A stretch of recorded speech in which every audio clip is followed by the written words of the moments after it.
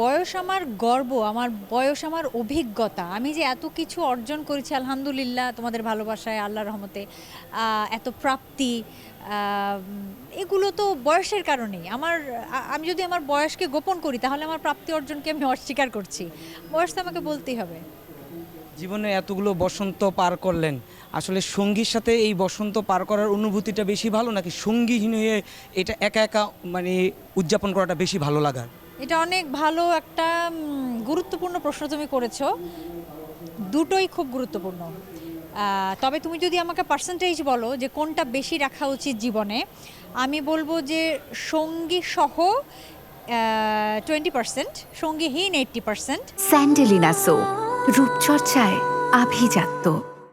কারণ একা থাকলে নিজের সম্পর্কে জানা যায়, নিজে কি চাই, নিজে কেন পৃথিবীতে আছি, এসেছি, এগুলো বোঝা যায়, অনুধাবন করা যায়, সৃষ্টিশীলতা বাড়ানো যায়, সৃজনশীলতা বাড়ানো যায়।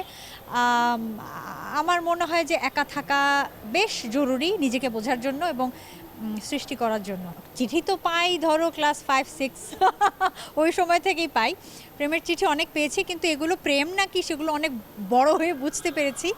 বাট এখন মনে হয় যে এগুলো আসলে প্রেম মানে কি, ধরো ইনফ্যাচুয়েশন, কিছুক্ষণের ভালো লাগা, একটা একটা মোহ, একটা মায়া, কিছুটা ঘোর, এগুলো বেশিক্ষণ থাকে না আসলে, এগুলো খুব ক্ষণস্থায়ী। কিন্তু আবার এগুলোর প্রয়োজন আছে জীবনে, কারণ এগুলো মানুষকে জীবিত রাখে, আনন্দে রাখে, সতেজ রাখে। এগুলো দরকার আছে, কিন্তু এগুলো বেশি দিন কন্টিনিউ করা যায় না আসলে। আমার অভিজ্ঞতা থেকে আমার তাই মনে হয়। বা এগুলো আর ভালোবাসার মধ্যে পার্থক্য আছে। আমি সব সময় বলেছি, আমি একটু আগেও বলেছি যে এগুলো খুব ক্ষণস্থায়ী, এই ধরনের ঘোরগুলো বা আচ্ছন্ন হয়ে থাকা যেটা সেগুলো। আর ভালোবাসা হচ্ছে একদম আমৃত্যু, মৃত্যুর পরও থাকে ভালোবাসা। দুটো সম্পূর্ণ ভিন্ন বিষয়, তবে দুটোরই দরকার আছে জীবনে। সব চিঠি না, যখন থেকে বুঝতে শিখেছি যে এগুলো অনেক পরে দেখলে ভালো লাগা কাজ করবে বা স্মৃতি রোমন্থন করতে ইচ্ছা করবে, তখন থেকে রেখেছি। তার আগেরগুলো তো নেই। আবার কিছু রাগটাগ করে পুড়িয়েও ফেলেছি, ছিঁড়েও ফেলেছি, সেগুলো তো নেই।